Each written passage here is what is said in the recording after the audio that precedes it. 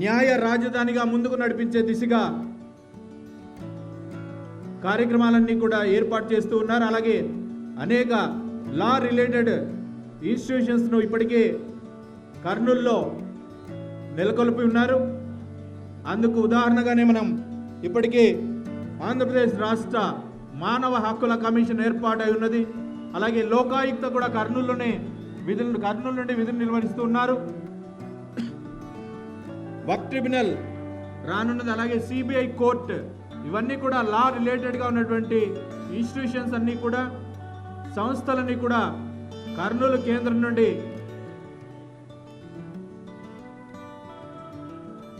విధులు నిర్వహిస్తూ ఉన్నారు. గట్టిగా చప్పట్లతో ఈనాటి కార్యక్రమాన్ని శుభారంభం గావించినటువంటి శ్రీ వైఎస్ జగన్మోహన్ రెడ్డి గారి కృతజ్ఞతలు తెలియజేద్దాం.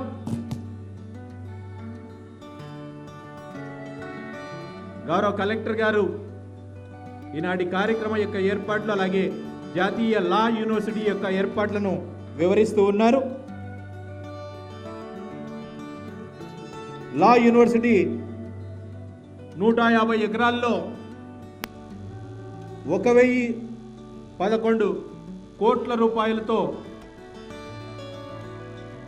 లా యూనివర్సిటీ ప్రతిష్టాత్మకంగా ఏర్పాటు చేస్తూ ఉన్నది రాష్ట్ర ప్రభుత్వం. అలాగే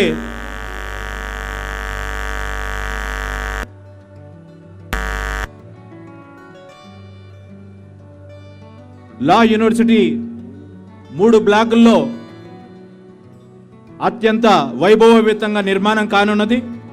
వీటికి సంబంధించి పూర్తి స్థాయి నిర్మాణాలు, అలాగే వచ్చే విద్యా సంవత్సరం నుండి లా కోర్సులన్నీ కూడా ప్రారంభమయ్యేలా ఇప్పటికే సీఎం గారు ఆదేశించి ఉన్నారు. సమస్య లేని ఇల్లు ఉండదు, పరిష్కారం లేని సమస్య ఉండదు. బంధాలు గొప్పవి, బాధలు చిన్నవి. మీ సమస్యని మేము పరిష్కరిస్తాం. రండి, మాట్లాడుకుందాం.